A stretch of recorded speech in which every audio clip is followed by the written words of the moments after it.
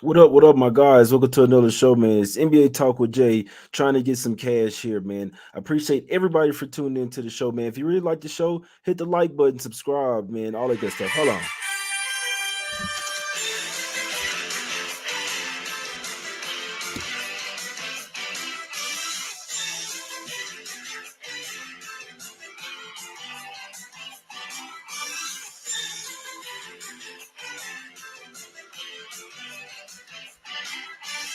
Y'all know how we do. Gotta get the vibes going, man. Starting to feel better, trying to get some cash, guys. I do want to say this: these late night shows, man. I work Monday through Sunday, man, 7 days a week, guys. If you can become a member of the show, the link is pinned in the chat, guys. It's only $4. You see what I'm saying? There's a game tomorrow that I posted the line like an hour ago, and we did get a better line. So this will be the last night show that I will be doing for base. I mean, I love everybody that watched the show, but like I say, the night shows, the early lines, I just got to give a little extra incentive to my guys, to my special members, the people that's been supporting the channel for a while, guys. So like I said, I don't know anyone out there going live Monday through Sunday doing full shows, breaking down every single game. It does take time and work, guys. So just show your appreciation if you don't mind. The link is in the channel, guys. You see what I'm saying? If you don't mind, man. But let's get this cash tomorrow. Like I say, 6 games. I got 3 plays, and I love every one of them. To be honest with you, we're going 3-0 one time for the one time. But I just want to say that if you can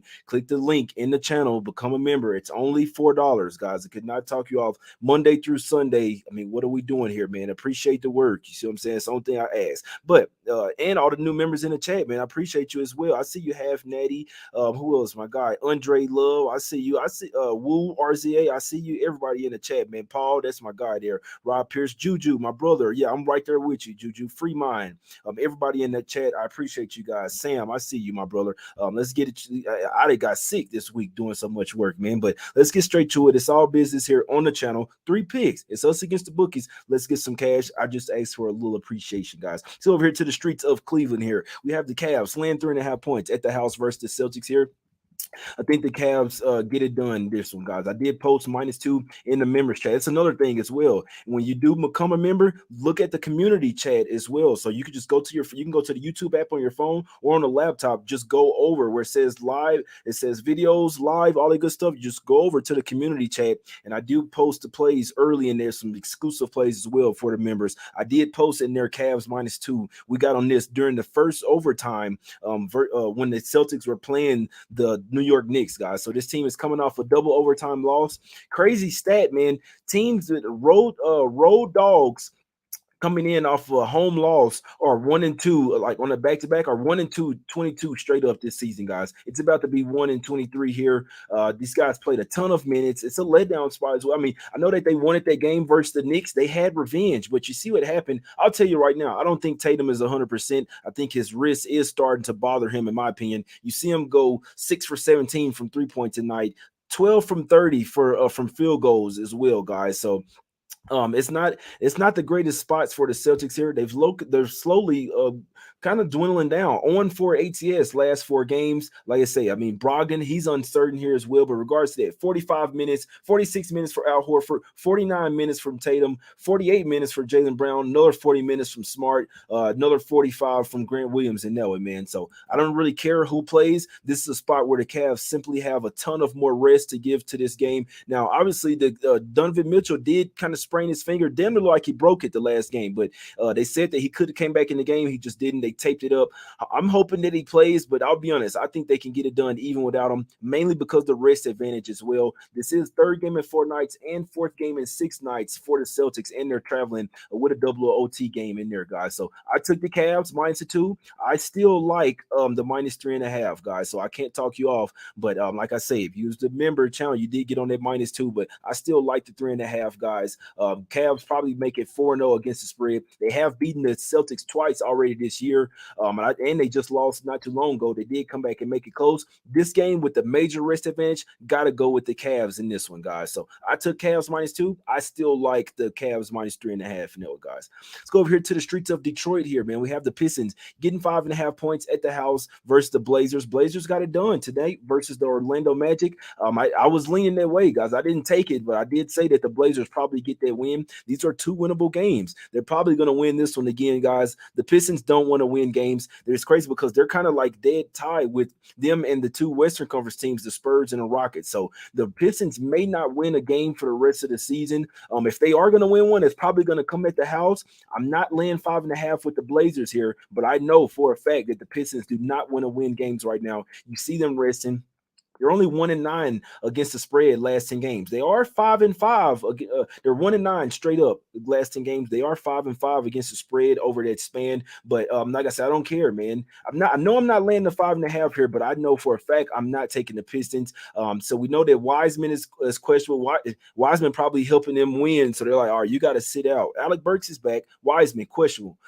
Isaiah Stewart still out. Killian Hayes, questionable. Jalen Duren, out. Bogdanovich, out. When I see Bogdanovich out, that tells me that the Pistons don't want to win games. So they can be scrappy for 3 quarters, but at the end of the day, I do know that they do not want to win this game. And why would they? Well, you want to get the best draft pick possible, guys. So I'm only looking towards fading the Pistons. I'm not betting this game. I do still lean the Blazers, even with the line coming down, guys. So lean Blazers, but know for a fact I'm not betting the game.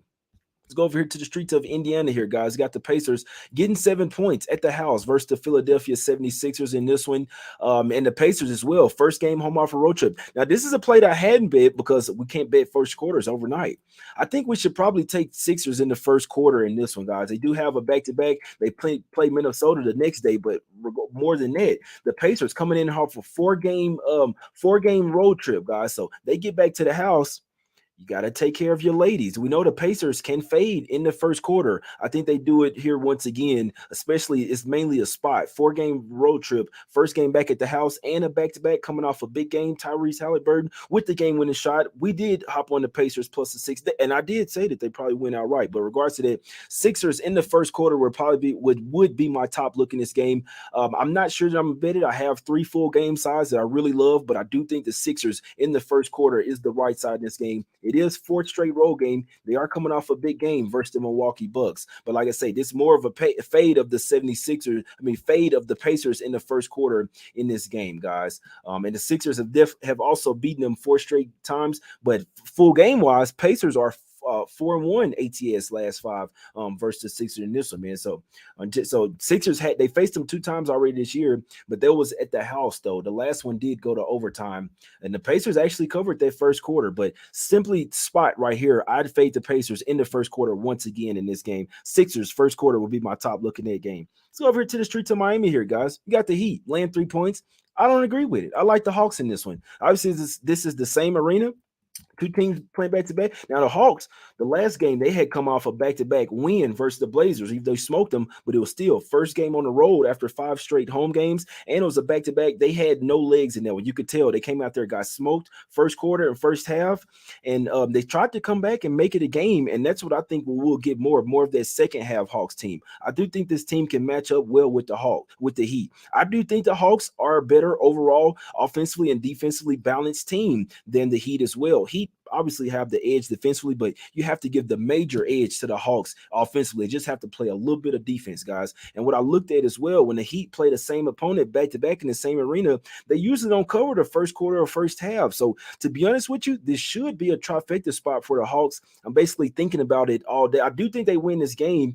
There's books out there hanging plus 150 on the money line for the Hawks. That's just disrespectful in my opinion. I like the Hawks here plus the 3. I did sprinkle on that plus 1 J Money sprinkle on that plus 150 on the money line. I think the Hawks actually come out here early and often, think they build a lead and don't look back in this one. The Heat somewhat get bored with themselves sometimes. So coming off of a win, they are still. So look, let me tell you this. They are this team is the second worst team in the NBA ATS when coming off a win, guys.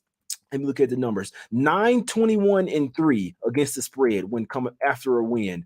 I did not want the Miami Heat here. You want them hungry coming off a loss, not here coming off a win, guys. I like the Hawks here plus the 3, and I heavily lean to the Hawks in the first quarter and the first half as well, guys.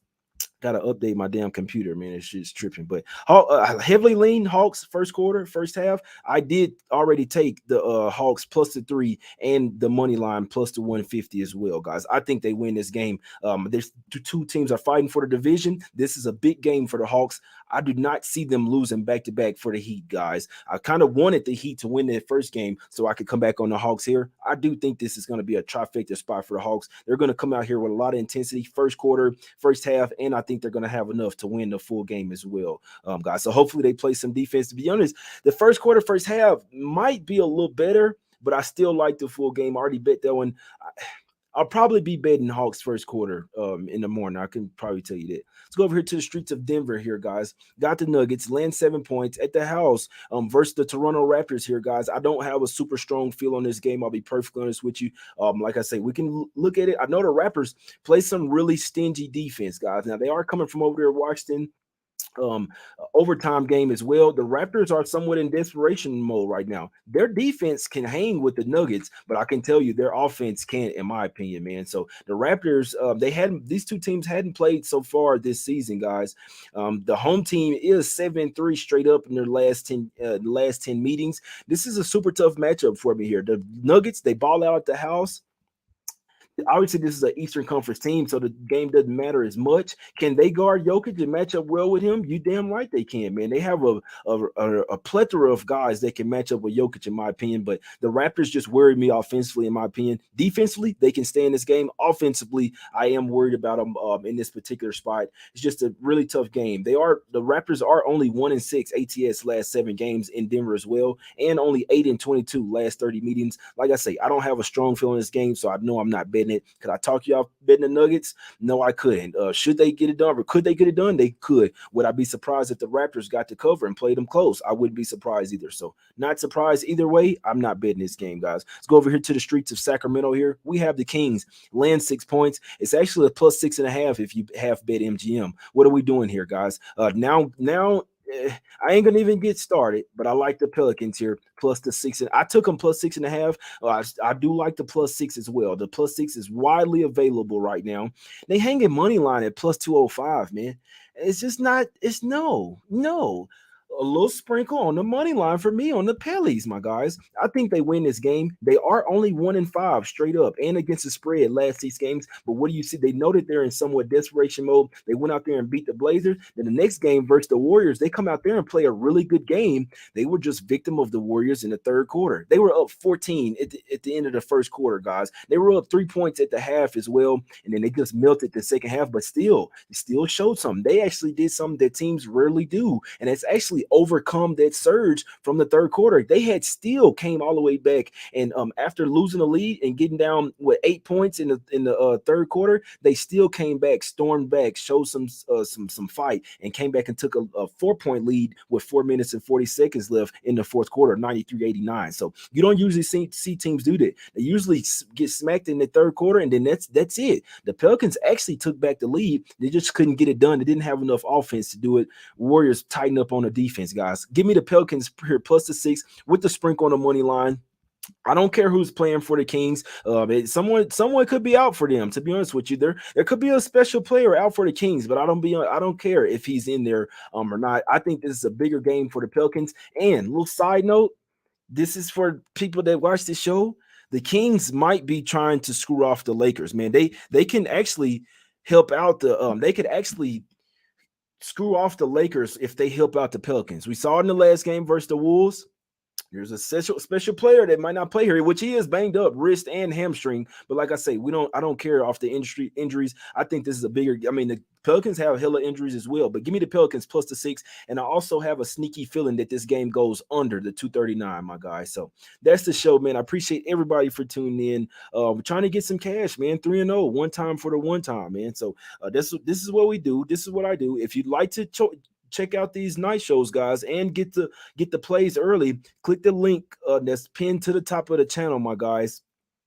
Join the channel. It's only $4, guys. So, like I say, I did already send out Cavs at the -2 while the game was going on. We already hopped on there and in the first overtime. But a couple other plays, Hawks and the Pelicans as well. Pelicans +6, Hawks +3. I took Cavs -2, but I still like it up to 3.5. Let's go 3-0 one time for the one time. We'll have more first quarter and first half looks in the morning, my guys, with our guy Rob Vino. It's Us Against the Bookies. Like I say, I can't say it enough, my guys.